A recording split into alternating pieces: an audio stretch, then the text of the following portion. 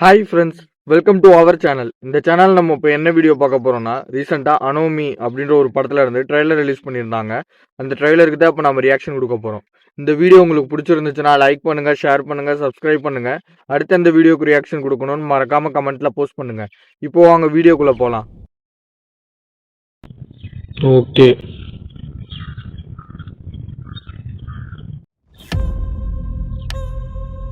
Panorama Studios, ஜெய்சிடிஸ் films.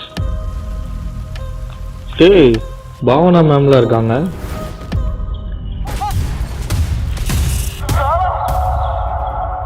APK cinema, Bhavana film production. ஒரு psychiatric history இருக்கு. யார் இது? அவனுக்கு கொஞ்சம் ட்ராமாட்டிக் எக்ஸ்பீரியன்ஸ் இருக்கு. இவங்க கூட சேர்ந்திருக்காரு. அண்ணனா தம்பியா? Music director Harshvardhan. நீ எல்லாம் எதுக்கியா போலீஸ் வேலைக்கு வந்த?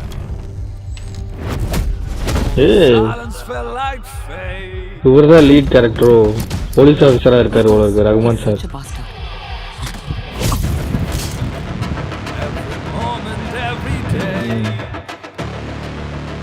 It's time to expose the devil's face. Are you clear? Yes, sir. Truth was locked behind that door. இவர்தான் வில்லனான். Try to frame me. I have people. Pull the thread, the pages stole. நான் இதெல்லாம் சும்மா சொல்ல பிரசாத், உன்னை கொன்றுவேன். கோர்ட்டுக்கும் போலீஸ்க்கும் நிபந்தனைகள் இருக்கலாம், ஆனா காணாம போனது என்னோட தம்பி தானே. So I don't give a shit about anything or anybody. And I'll go to any extent to find இவங்க தம்பி தான் அவரா?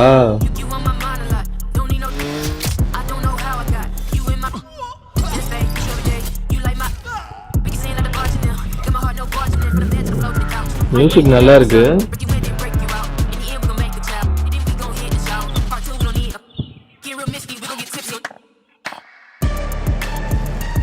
நல்லா ட்ரை பண்ணியிருக்காங்க.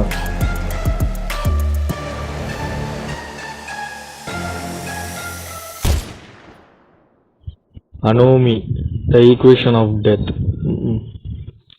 6ஆம் தேதி ரிலீஸ் ஆகுதா?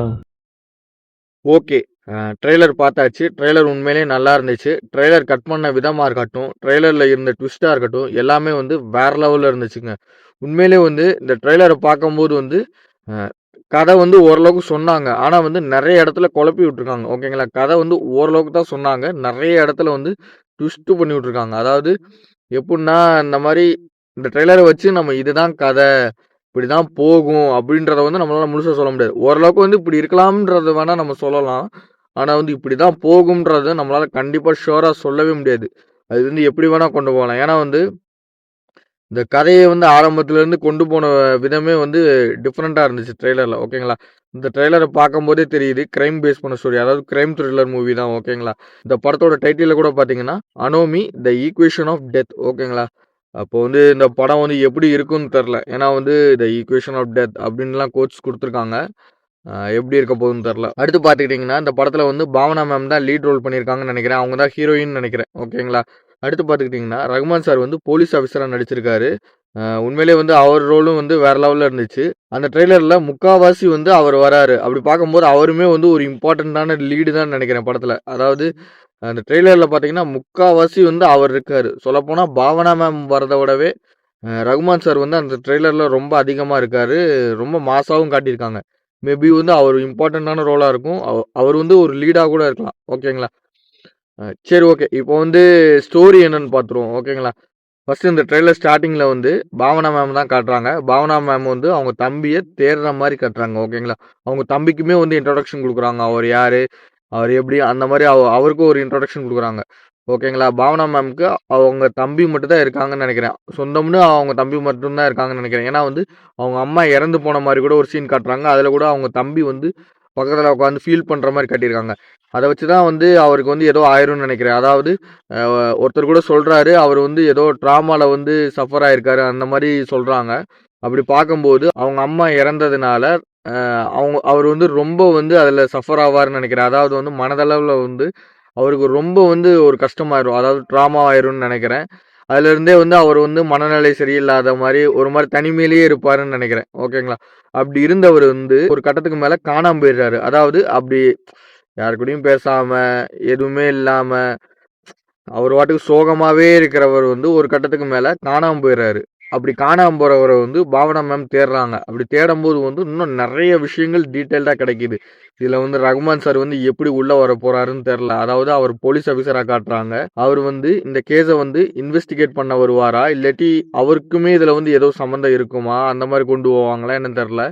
ஆனா வந்து ரகுமான் சார வந்து ரொம்ப ட்ரெய்லர் ஃபுல்லா காட்டியிருக்காங்க.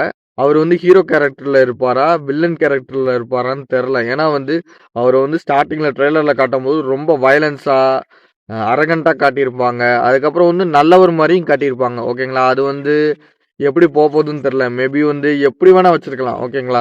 அவர் தான் இன்வெஸ்டிகேட் பண்ணி காப்பாத்துனாரு. அந்த மாரியும் வைக்கலாம். இல்லாட்டி அவருக்கு ஏதோ இதுல சம்மந்தம் இருக்கு. அந்த மாரியும் வைக்கலாம். ரகுமான் சார் கேரக்டர பார்க்கும்போது எனக்கு என்ன தோணுதுன்னா, அ ஒரு சீரியஸான போலீஸ் ஆஃபீசர்.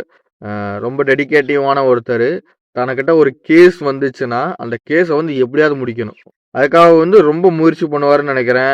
அதுக்காக வயலன்ஸா இருந்தாலும் சரி, என்னவா இருந்தாலும் சரி, அவரு வந்து அத வந்து முடிச்சு குடுக்குறது தான் அவரோட வேல. அதுக்காக வந்து அவரு என்ன வேணா பண்ணுவாருன்னு நெனைக்கிறேன். ஏன்னா வந்து ட்ரெய்லர் ஸ்டார்ட்டிங்லயே பார்த்தீங்கன்னா, அவர வந்து கொஞ்சம் அரகன்ஸா காட்டுனாங்க. அதாவது ரொம்ப வயலன்ஸா இருக்கிற மாரி காட்டுனாங்க.